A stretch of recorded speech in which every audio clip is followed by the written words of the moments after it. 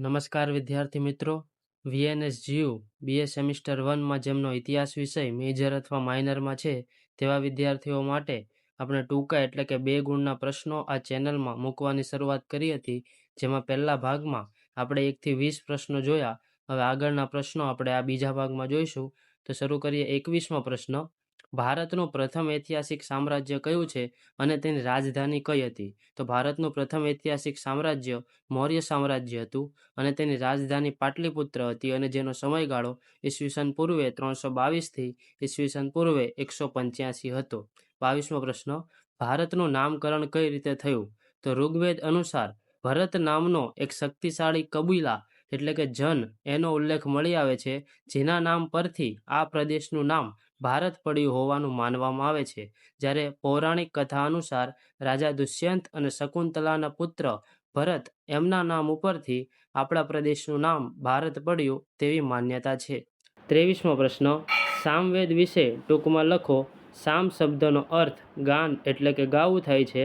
આ વેદમાં ઋગ્વેદની ઋચાઓ એટલે કે મંત્રોને રાગ અને લયબદ્ધ રીતે કેવી રીતે ગાવું જોઈએ તેના વિશેની માહિતી મળે છે. સામવેદને ભારતીય સંગીતની ગંગોત્રી કહેવામાં આવે છે. સામગાન કરનાર બ્રાહ્મણને ઉદ્ગાતા કહેવામાં આવે છે. સામવેદમાં અગ્નિ, ઇન્દ્ર, સોમ વગેરે દેવતાઓના મંત્રો આપણને મળી આવે છે અને ભગવાન શ્રી કૃષ્ણએ ગીતામાં પોતાને સામવેદ તરીકે ઓળખાવ્યો છે. 24મો પ્રશ્ન. યજુર્વેદ વિશે ટૂંકમાં જણાવો. યજુષ શબ્દનો અર્થ યજ્ઞ થાય છે. આ વેદમાં યજ્ઞ કરતી વખતે બોલવામાં આવતા મંત્રો અને અનુસરવામાં આવતી વિધિઓનું વર્ણન વિગતવાર મળે છે. યજુર્વેદ ગદ્ય અને પદ્ય એમ બંને સ્વરૂપે આપણને મળે છે. આ વેદમાંથી પ્રાચીન ભારતની સામાજિક વ્યવસ્થા, રાજાના અભિષેકો, વિવિધ પ્રકારના યજ્ઞો જેવા કે રાજસૂય યજ્ઞ, અશ્વમેઘ યજ્ઞ વગેરેની વિગતવાર માહિતી આપણને મળે છે અને યજુર્વેદ 2 ભાગમાં વહેંચાયેલો છે. પહેલો શુક્લ યજુર્વેદ અને બીજો કૃષ્ણ યજુર્વેદ. ત્યારબાદ 25મો પ્રશ્ન જોઈએ. પુરાતત્વ અવશેષ એટલે શું અને તેના ઉદાહરણ આપો? તો જવાબ. પુરાતત્વ અવશેષ એટલે પૃથ્વીના પેટાળમાં દટાયેલ કે સપાટી પર મળી આવતા પ્રાચીન માનવ સંસ્કૃતિના ભૌતિક પુરાવા. કોઈ સંસ્કૃતિ નાશ થયા બાદ પુરાતત્વ શાસ્ત્રીઓ આ સ્થળોનું વૈજ્ઞાનિક પદ્ધતિ ઉત્ખનન એટલે કે ખોદકામ કરે છે અને આ વસ્તુઓ બહાર લાવે છે અને આ વસ્તુઓને પુરાતત્વીય અવશેષો કહેવામાં આવે છે.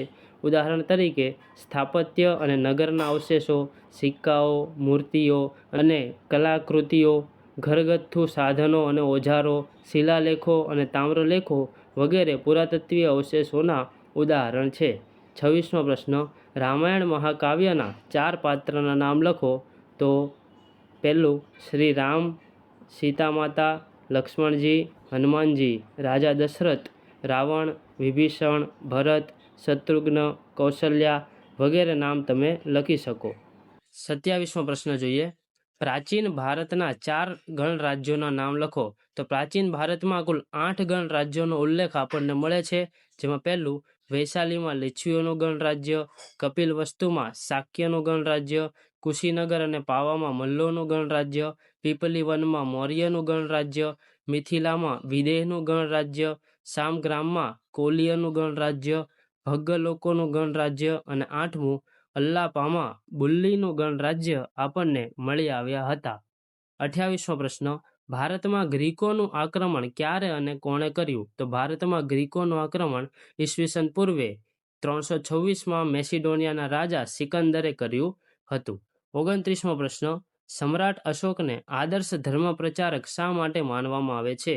તો સમ્રાટ અશોકે બૌદ્ધ ધર્મનો પ્રચાર કરવા માટે ભારતભરમાં 84,000 જેટલા બૌદ્ધ સ્તૂપો બનાવ્યા હતા તેનો ઉલ્લેખ આપણને મળે છે. સાથે સાથે તેમણે બૌદ્ધ ધર્મનો પ્રચાર કરવા માટે તેમના પુત્ર મહેન્દ્ર અને તેમની પુત્રી સંઘમિત્રાને સિલોન એટલે કે શ્રીલંકા ધર્મ પ્રચાર માટે મોકલ્યા હતા. ત્યારબાદ બૌદ્ધ ધર્મમાં પ્રવર્તેલા વિવિધ મતાંતરોને દૂર કરવા માટે પાટલીપુત્રમાં 3જી બૌદ્ધ ધર્મની પરિષદ સમ્રાટ અશોકે બોલાવી હતી. ઉપરાંત કલિંગના યુદ્ધ બાદ તેમણે આજીવન અહિંસા વ્રતનું પાલન કરવાનો પણ નિર્ણય કર્યો હતો અને સમ્રાટ અશોકે ઉપગુપ્ત નામના સાધુથી પ્રેરાઈને બૌદ્ધ ધર્મ અંગીકાર કર્યો હતો. 30મો પ્રશ્ન.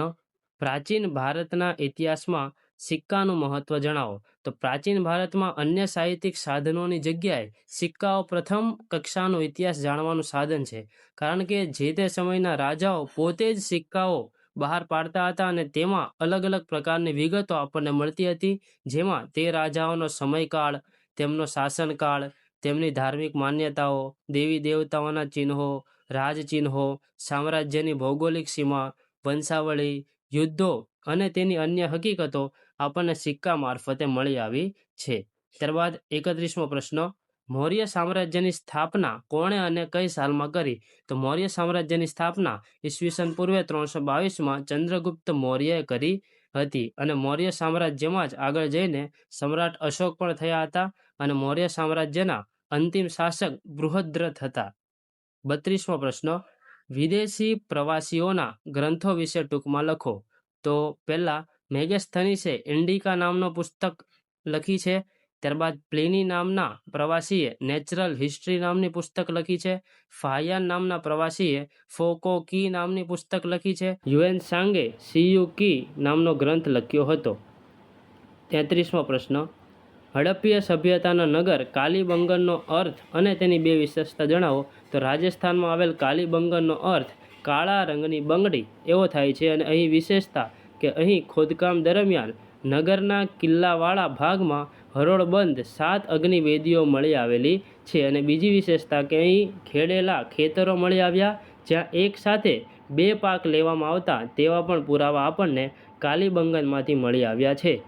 34મો પ્રશ્ન, સમ્રાટ અશોકના 2 મંત્રીઓના નામ આપો. તો પહેલા મંત્રી રાધાગુપ્ત કે જેઓ સમ્રાટ અશોકના મુખ્યમંત્રી હતા, અને બીજા મંત્રી ખલ્લાટક કે જેઓ બિંદુસારના સમયથી જ મંત્રી હતા અને અશોકના શાસનમાં પણ તેઓ કાર્યરત હતા. 35મો પ્રશ્ન, તામ્રપત્ર એટલે શું અને તેમાં શાની માહિતી આપવામાં આવે છે?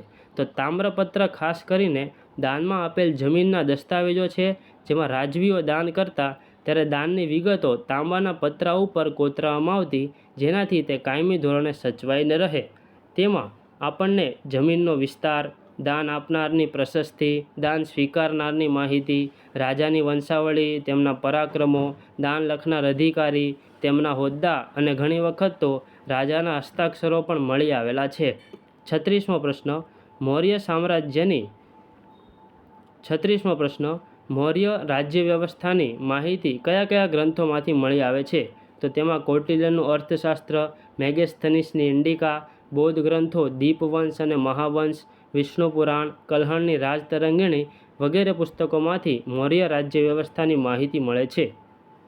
37મો પ્રશ્ન, જૈન ધર્મ અને બૌદ્ધ ધર્મના સંપ્રદાયો વિશે લખો. તો જૈન ધર્મના મુખ્ય 3 સંપ્રદાયો છે, શ્વેતાંબર, દિગંબર અને સ્થાનકવાસી સંપ્રદાય. જ્યારે બૌદ્ધ ધર્મના મુખ્ય 2 સંપ્રદાયો છે, હીનયાન અને મહાયાન.